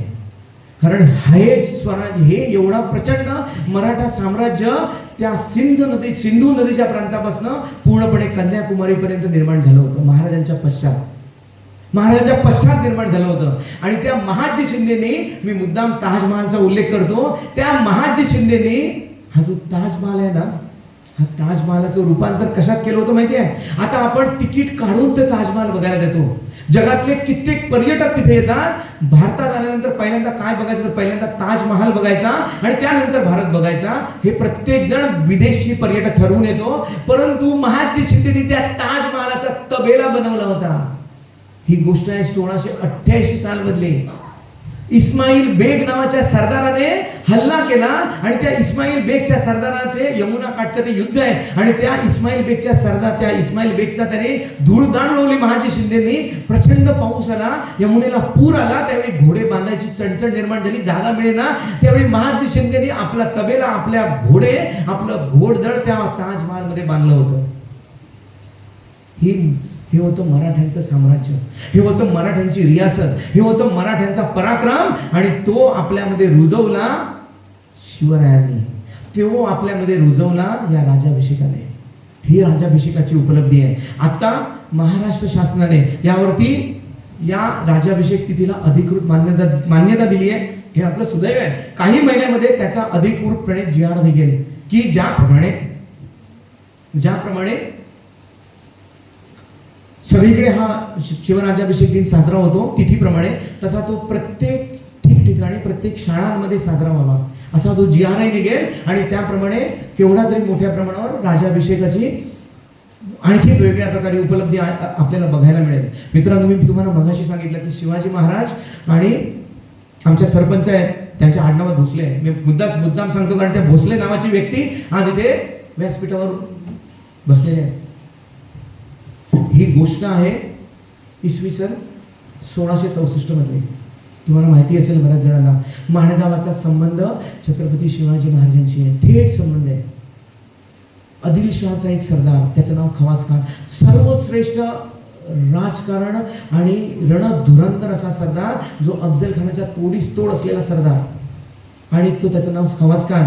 महाराजांनी या आदिलशहाचं हे तळकोकण सगळं जिंकून घेतलेलं होतं आणि ते तळकोकण पुन्हा जिंकून येण्यासाठी महाराजांनी त्या आदिलशहाने एक दरबार भरवला आणि सांगितलं, जे तळकोकण माझं शिवाजीने जिंकून घेतलं ते जिंकून घ्या आणि शिवाजीचा पूर्णपणे बिमोड कर. खवास खानाला माहिती होतं, माझी स्वारी जर शिवाजीला कळली तर शिवाजी माझ्या घाट माथ्यावरच माझ्या सगळ्या वाटा रोखून धरेल आणि मला कोकणमध्ये उतरताच येणार नाही. म्हणून त्या खवास खानाने आपला कोणताही लवाजमा न घेता अत्यंत त्वरेने हालचाल करून आंबोली घाट उतरून तो या कुडाळ जवळच्या माणगावच्या जंगलामध्ये येऊन दबा धरून बसला. ही गोष्ट आहे ऑक्टोबर 1664 मधली. आदिलशहाचा दुसरा सरदार मुधोळला आहे, त्याचं नाव बाजी घोरपडे, पण त्याचं मूळ नाव आहे बाजी भोसले. पण तो भोसल्यांचा एवढा द्वेषकरी, एवढा तो कट्टर वैरी होता की त्याने आपलं नाव घोरपडे ठेवलं आणि भोसले नाव बदलून घोरपडे घेतलं होतं. इसवी सन 1648 मध्ये शहाजी महाराजांना दगाबाजीने रणमस्त खानाने कैद केली. त्यामध्ये हा मूर्छित पडलेल्या शहाजी महाराजांच्या हातात बेड्या टोकण्याचं कुकर्म ह्या बाजी घोरपड्याने केलं होतं. एवढा तो द्वेष करत होता. जिजाबाईंचं एक पत्र उपलब्ध आहे जे शिवाजी महाराजांना लिहिलंय. त्या म्हणतात, माझे पृथ्वीवर मनोरथ सेवटास नेणारे आपण हे सुपुत्र निर्माण आहात. त्या बाजी घोरपड्याचे वेडे घ्या म्हणजे सूड घ्या. आणि ती संधी आली महाराजांना हेरांनी टाकोटाक खबर आणल्या की खवास खान कुडाळला आलाय, कुडाळ जवळच्या माणगाव शहरात आलाय, माणगावच्या गावात आलाय. त्या जंगलात तो दबा धरून बसलाय आणि आपल्या सैन्याची जमाजमा करतोय. आणि आदिलशहाने त्याचा दुसरा सरदार बाजी घोरपडे त्याला आज्ञा केली की तू तुझी फौज घेणे त्याला कुमक कर. महाराजांना कळलं, महाराजांकडे फौज कमी होती, महाराजांनी ती फौज घेतली. त्यामध्ये भिल्ल आहेत, मानेवर आहेत, काटक लोक आहेत. आणि त्या फौजेला घेऊन महाराज राजगडावरून निघाले, भर रात्री निघाले. आणि महाराजांनी ठरवलं पहिला हल्ला त्या मुधोळवर करायचा. भर रात्री राधानगरीच्या बाजूला जे मुधोळ आहे त्या मुधोळवर महाराजांनी हल्ला केला आणि बाजी घोरपडेचा 3,500 फौज कापून काढली. आणि बाजी घोरपडेला स्वतःच्या तलवारीने, स्वतःच्या भवानी तलवारीने कंठस्नान घातलं. आणि शहाजी महाराजांचं खरं श्राद्ध कर्म तिथे झालं. आणि इथे कोण आले महाराजांना परास्त करायला? महाराजांचे सख्खे सावत्र भाऊ व्यंकोजीराजे किंवा एकुर्जीराजे भोसले त्यामध्ये आहे. वडिलांच्या मृत्यूनंतर 2 भावांची भेट पडते. तर रणांगणामध्ये एक भाऊ हिंदवी साम्राज्य निर्माण करतोय आणि दुसरा भाऊ आदिलशहाची चाकरी करतोय. आणि तो त्या खवासखानाच्या खवासखानाच्या सैन्यामधून महाराजांच्या सैन्यावर चालून आलाय. महाराजांनी 30 फौज घेऊन या माणगाव शहरामध्ये महाराज स्वतः आले. महाराजांनी स्वतः त्या फौजेचं, स्वतः त्या लढाईचं नेतृत्व केलेलं आहे. आणि त्या भररात्री, त्या दुसऱ्या भररात्री खवासखानाच्या सैन्याला 4ही बाजूने वेढा घातला आणि त्याला उलटा निरोप पाठवला की खवास खान, ही भूमी कोकणची भूमी म्हणजे माझी भूमी आहे. तुझं श्रेष्ठत्व त्या विजापुरात आहे. तू बऱ्या बोलाने तुझी फौज घे आणि अंधार संपायच्या किंवा उजेड व्हायच्या तू इथून चालता हो. नाहीतर मी काय करू शकेन? माझी फौज ही पिशाच्या प्रमाणे आहे. मी काय करू शकेन हे मी तुला दाखवून देईन. त्याला वाटलं शिवाजी काय करणार? माझ्यासारख्या रणबहादराशी याचा कधी सामना झालेलाच नाहीये. तो शांत बसला. त्याला वाटलं शिवाजी कुठे येणार? याला प्राकृत भाषेत घमेंड म्हणतात. जसं त्याच्याकडे शौर्य होतं ना, तेवढीच त्याच्यामध्ये घमेंड होती, स्वतःच्या शौर्याबद्दलची पोकळ घमेंड. महाराजांनी त्याच रात्री या माणगावच्या जंगलामध्ये त्या खवासखानाच्या वेढलेल्या सैन्यावर हल्ला केला आणि खवासखानाची धूळ जाण उडाली. प्रत्यक्ष खवासखानाला लढायला जागा नव्हती म्हणून खवासखानाने प्रत्यक्ष स्वतःचे त्या राहुट्या पाडल्या, तंबू पाडले आणि तिथे मैदान तयार करून त्यांनी महाराजांची झुंज दिली. परंतु त्यांना पराभव पत्करावा लागला. मेंचांच्या कलेवरांचा खच पडला. अहो, या लढाईचं वर्णन कोणी केलंय मी तुम्हाला सांगतो. एक उत्तर भारतातला कवी, ज्याचं नाव कविराज भूषण, जो उत्तर भारतातल्या कानपूर जवळच्या एका तिकमापूर नावाच्या खेड्यातून महाराजांची कीर्ती ऐकून 1671 रायगडावरती आला. महाराजांपासून 3 वर्ष राहिला. शिवभूषण नावाचा त्याने एक अजरामर ब्रजभाषेतला काव्य ग्रंथ लिहिला. ब्रजभाषा म्हणजे श्रीकृष्णाची भाषा, मथुरेची भाषा. आणि त्या काव्य ग्रंथामध्ये 382 तब्बल शिवाजी महाराजांच्या जाज्वल्य हिंदुत्वावर, जाज्वल्य पराक्रमांवर छंद आहे, कविता आहेत. त्या कवितांना 4 ओळींच्या कविता आहेत, त्यांना छंद म्हटलं जातं. आणि त्यातनं महाराजांचा वीर रस त्याने निर्माण केलेला आहे. त्याच्या एवढा वीर रस जगातला कोणताही कवी कोणत्याही राज्यावर आजतागायत कोणत्याही काव्यातून निर्माण करू शकलेला नाही, ही वस्तुस्थिती आहे. आणि त्या ब्रजभाषेतला तो छंद, या माणगावमधल्या लढाईचा छंद, माणगावमधल्या लढाईचा तो कविता रूपी छंद तो करतोय. मी तो तुम्हाला ऐकून दाखवतो, पण त्याचं भाषांतर आधी सांगतो, कारण हा छंद आहे ब्रजभाषेतला. हा छंद आहे ब्रजभाषेतला. तो त्याचं भाषांतर असं आहे की खवास खान कुडाळला आला आहे हे कळताच शिवाजी महाराज आपलं सैन्य घेऊन तिथे धावले. प्रत्यक्ष लढाईला तोंड लागल्यावर सर्वत्र शस्त्रांचा खडखडाट होऊ लागला. वीर मर्द आपल्या मिशांना ताव देऊ लागले, घोडे खिंकाळू लागले. कोण म्हणाले मारा मारा, तर कोण म्हणाले सांभाळा सांभाळा. चिलखतांवर लढा तलवारींचा आणि शिरस्त्रांवरही तलवारींचा आवाज होऊन प्रचंड खडखडाट होऊ लागला. परंतु त्या युद्धामध्ये लेंचांच्या कलेवरांचा खच पडला आणि महाराजांना प्रचंड विजय मिळाला. मित्रांनो, हे त्याचं भाषांतर आहे, हे मराठी भाषांतर आहे. तो मी छंद तुम्हाला ब्रजभाषेचा तुम्हाला सांगतो. उमडी कुडाळ में खवास खाना आहे, ही लढाई झाली या माणगावामध्ये. उमडी कुडाल में खवास खाना आहे, याते शिवराज दायचे भूषण पुरे मन को. सुनी मर दानी बाजे हाय ही हाने ठोरा, सुनी मर दानी बाजे हाय ही हाने ठोरा. मुझे मर दाने मुख बीर धीर जन के, एक कहे मारू मारू समारू समारू एक. मुलेंच मारा बीच गिरे बेसु मार तन के. कुंडन के ऊपर खरग उठे ठोर ठोर, जीरा के ऊपर खरग खरग न के. जीरा के ऊपर खरग खरग न के, जीरा के ऊपर खरग खरग न के. छत्रपती शिवाजी महाराज मित्रांनो, हा इतिहास या माणगावात घडलाय. हा इतिहास या माणगावात घडलाय. इथे बसलेला प्रत्येक जण या इतिहासाचा साक्षीदार नसेल, पण हा त्याचा वारसदार आहे. लक्षात ठेवा, तुमचे पूर्वज कुठेतरी होते त्या लढाईमध्ये, कुठेतरी होते त्या स्वराज्यामध्ये, ते हिंदवी स्वराज्य साकार करण्यामध्ये. म्हणूनच आज आपण इथे आहोत. म्हणूनच महाराजांनी तुम्हाला या शिवराज्याभिषेक दिनानिमित्ताने इथे आणलेला आहे. हा वारसा, हा महाराजांचा वारसा, हा शिवविचारांचा वारसा डीजे लावून करणार का आपण? कसा करणार? तर असा करणार. शिवराज्याभिषेक दिन साजरा करणार. त्या निमित्ताने जे शिवराज्याभिषेकाचं महत्व आहे, जे शिवराज्याभिषेकाचं सार्वभौमत्व आहे, हे नवीन पिढीपर्यंत पोहोचवण्याचं काम करणार. आणि ते काम हे दोन आयोजक करत आहेत. आणि हे करणं गरजेचं आहे. मित्रांनो, इथे किती माता भगिनी बसल्यात बघा, किती पालक आहेत बघा, किती शिक्षक पण असतील. मूल आपल्या घरातलं रडायला लागलं की आता नवीन फॅशन आलेली, आपण काय करतो? मोबाईल. ते मूल मोबाईल बघितल्यावर आरामात शांत होतं लगेच. का? कारण त्याला तिथे काहीतरी मुवमेंट दिसते, रंगीबेरंगी काहीतरी हलताना दिसतं, ते बघत बसतं. ते मूल मोठं होतं तोपर्यंत त्याला त्या मोबाईलचं हळूहळू व्यसन लागलेलं असतं. ही वस्तुस्थिती आहे.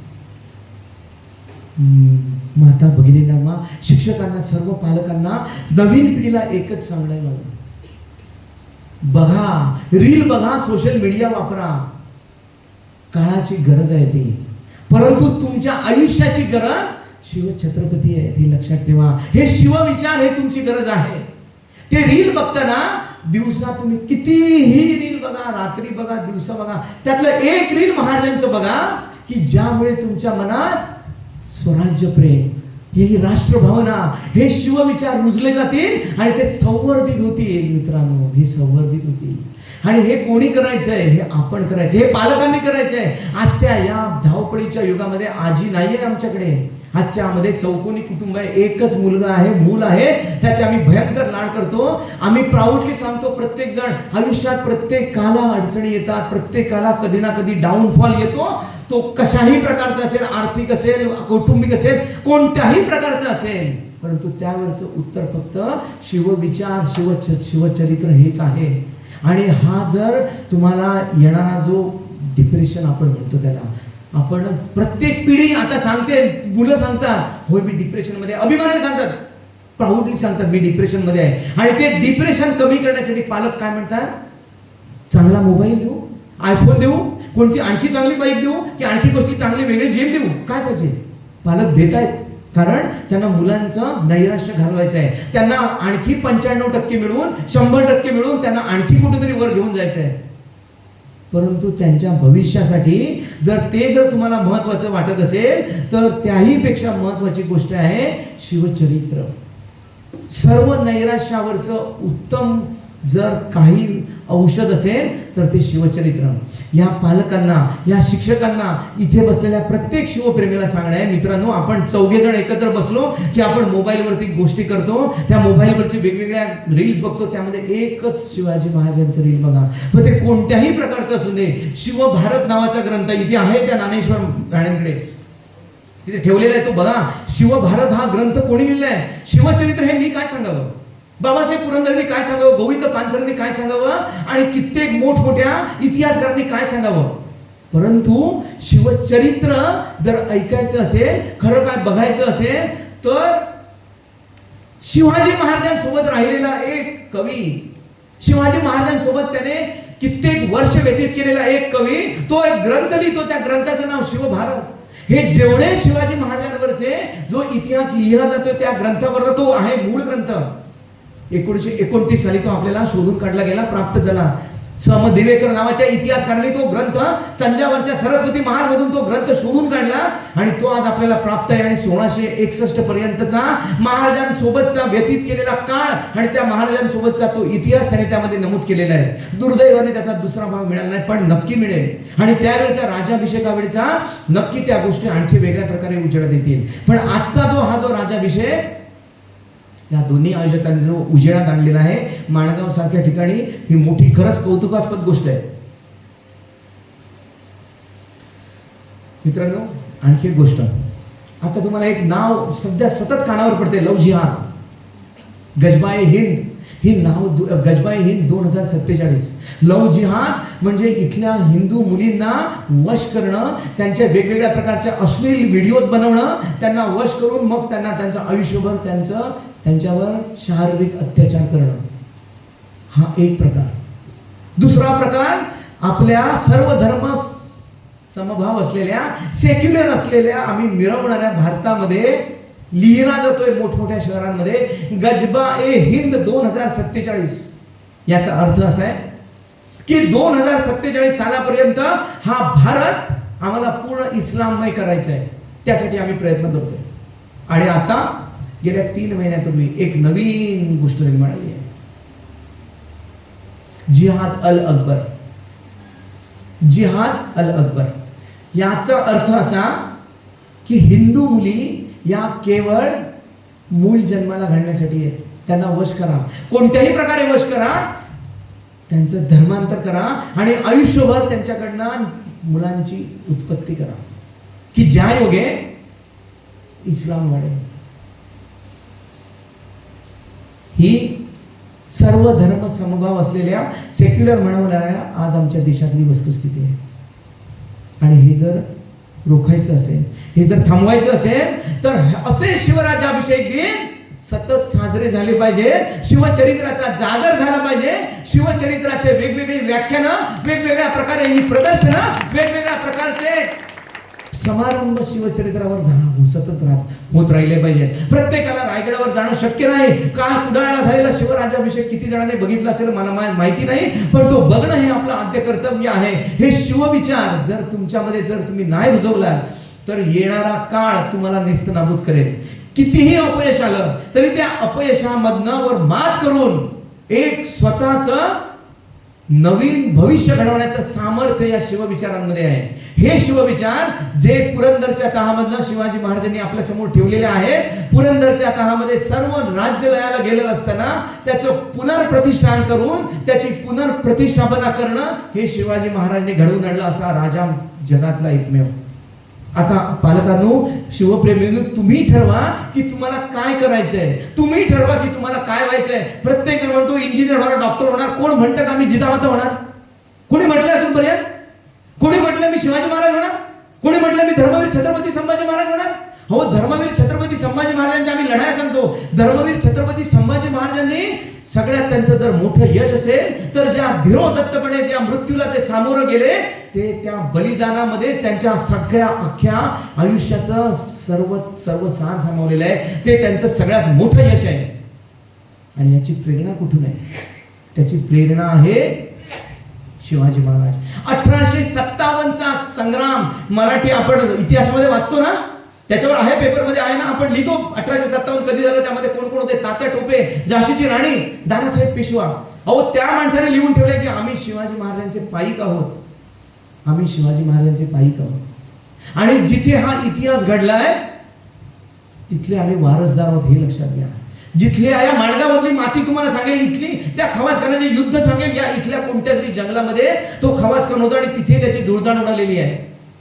मी मगाशी म्हटलं की प्रथम नागरिक या गावच्या इथे आहेत. मी तुम्हाला खरंच मॅडम विनंती करतो की मी ह्या लढाईचा संपूर्ण इतिहास कागदपत्र रूपाने जमवलेला आहे. किल्ले, पुतळे ही आपल्या शौर्याची स्मारक आहेत. ही आपल्या अस्मितेची स्मारक आहेत. आपली ही शौर्य स्थळ आहे.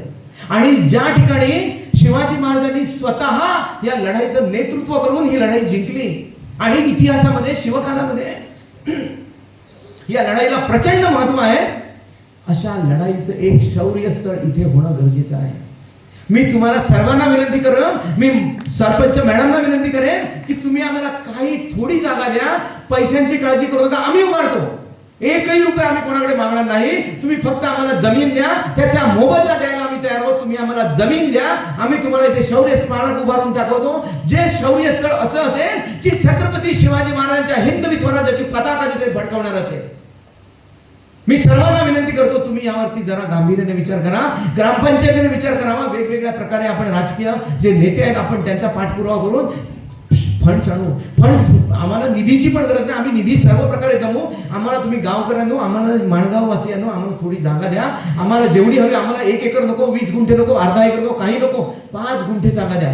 त्या 5 गुंठ्यामध्ये असंच शौर्य स्थळ इथे उभारेल की तुमची मुलं तुमच्या पूर्वजांचा वारसा, त्यांचा पराक्रम बघायला तिथे जातील. तुमच्या पूर्वजांची नावं तिथे लिहिलेली दिसतील की ज्या पूर्वजांनी खवास खानाला आणि आदिलशहाला पळता भुई थोडी केली. हा शिवविचारांचा जागर, हा शिवराज्याभिषेकाचा जागर. मित्रांनो, हा आपल्यामध्ये घ्या. त्या कविभूषणांनी, त्या कविराज भूषणांनी सांगितलंय. तो छंद मी तुम्हाला सांगतो, पण तो अगदी आपल्याला सर्वांना माहिती असलेला छंद आहे आणि त्याचं भाषांतर सांगण्याची गरज नाही. देवल गिरावते फिरावते निशान अली ऐसे डुबे. म्हणजे सर्वत्र देवळं पाडले गेले आणि अलीचे झेंडे सर्वांनी नाचवले.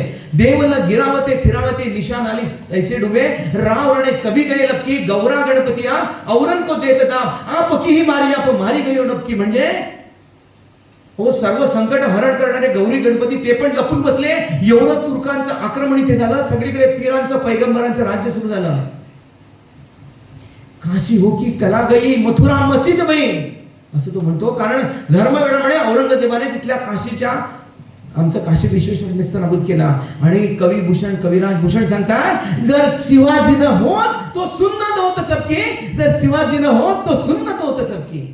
म्हणजे जर शिवाजी महाराज झाले नसते तर भारत हा एक यवन राष्ट्र म्हणून उदयास आला असता. कारण औरंगजेबाने तब्बल 80% भारत किंवा तत्कालीन हिंदुस्थान हिरवागार करत आणलेला होता. त्याला प्रतिरोध करण्याचं काम जर केलं कोणी असेल तर छत्रपती शिवाजी महाराजांच्या हितवी स्वराज्याने. आणि त्याला जर सगळ्यांना त्याच्या पुढची प्रेरणा जर कोणी दिली असेल तर ती शिवराज्याभिषेक दिनाने. मित्रांनो, आज आपण इथेच थांबूया. बराच वेळ झालाय, थांबायचं ना, 7:30 वाजले. तर हा जागर आहे. बोलणं राहिलं, बोलत राहिलो, अगदी सकाळपर्यंत होईल. सकाळपर्यंत बसण्याची ऐकण्याची तयारी असेल, मी सकाळपर्यंत बोलेन. त्यामुळे महाराजांचं काम आहे. महाराजांचं काम तुम्ही कधीही बोलवा, आम्ही कधीही येणार. कधी कसली अडचण नसते. कोणाला कसली काही संदर्भ हवे असतील कधीही सांगा. पण एकच करा, तुमच्या मुलांमध्ये हे शिवविचार द्या. त्यांना सांगा, एक तरी पालकांनो तुमच्यामध्ये बघा, ते छोटं बाळ आहे, त्याला एक तरी रात्री झोपताना ना त्याला एक गोष्ट सांगा. आता आई गोष्ट सांगत नाही, आता त्याला फक्त मोबाईल दाखवत आहे. त्याला एक गोष्ट सांगा शिवाजी महाराजांची. अगोदर काऊ चिवची गोष्ट सांगत असेल, आता त्यांना सांगा इथल्या माणगाव मधल्या इतिहासाची. त्याला सांगा शाहिस्तेखानाच्या फजितीची. त्यांना सांगा रामजी पांगेरांची गोष्ट सांगा की त्यामुळे त्याच्या लहानपणापासून त्याच्या मनात शिवविचार रुजतील. मी एक राज्याभिषेक दिनाच्या निमित्ताने शिवराज्याभिषेकाच्या या सोहळ्यासाठी आज आपण जमलोय. त्या निमित्ताने मी तुम्हाला एक कविता ऐकवतो आणि त्यानंतर मी थांबेन. आणि ही कविता हिंदीमधील आहे, फक्त राज्याभिषेकावरची कविता आहे. हिंदीमधील आहे, परंतु राज्याभिषेकाचं पूर्णपणे महत्व विशद करणारी ही कविता आहे.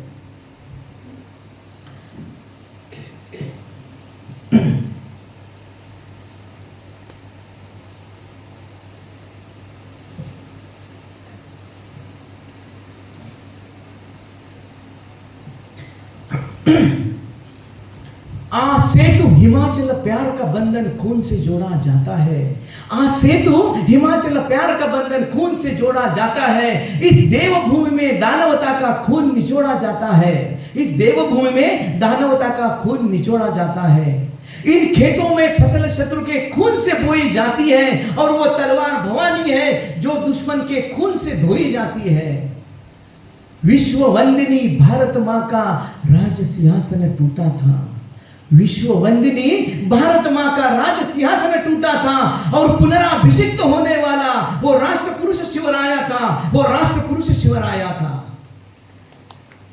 ये सिंहासन रामकृष्ण का, ये सिंहासन रामकृष्ण का, इंद्रप्रस्थ धर्मराज का, शाली वाहन पुलकेशी का, पौरुषता के परंपरा का महापराक्रमी योद्धा था और पुनराभिषिक्त होने वाला वो राष्ट्र पुरुष शिवराया था. वो राष्ट्र पुरुष शिवराया था. सिंधु नर्मदा गंगा माई, सिंधु नर्मदा गंगा माई, ब्रह्मपुत्र यमुना कृष्णाई, तापी सतलज व्यास गोमती, कावेरी महानदी सरस्वती, भीमा गोदा शरयू वेरना, अलकनंद गंडकी कोयना, ये सप्त सिंधु का सरिता संगम राय दुर्ग पर होना था और पुनराभिषिक्त होने वाला वो राष्ट्र पुरुष शिवराया था, वो राष्ट्र पुरुष शिवराया था। तुकाराम और समर्थ आए, तुकाराम और समर्थ आए, धर्मराज के मार्ग दिखाए, काशी से गागा बजाए, राजाभिषेक मुहूर्त लाए, दुर्ग दुर्ग दक्खन के ये गाए, आज हमारे राजा आए, आज हमारे राजा आए। ज्येष्ठ शुद्ध त्रयोदशी का दिनमंगल शुभ आना था और पुनराभिषिक्त होने वाला वो राष्ट्र पुरुष शिवराया था, वो राष्ट्र पुरुष शिवराया था, वो राष्ट्र पुरुष शिवराया था। जय हिंद, जय महाराष्ट्र, वंदे मातरम। धन्यवाद। मला इथे बोलून दोन शब्द व्यक्त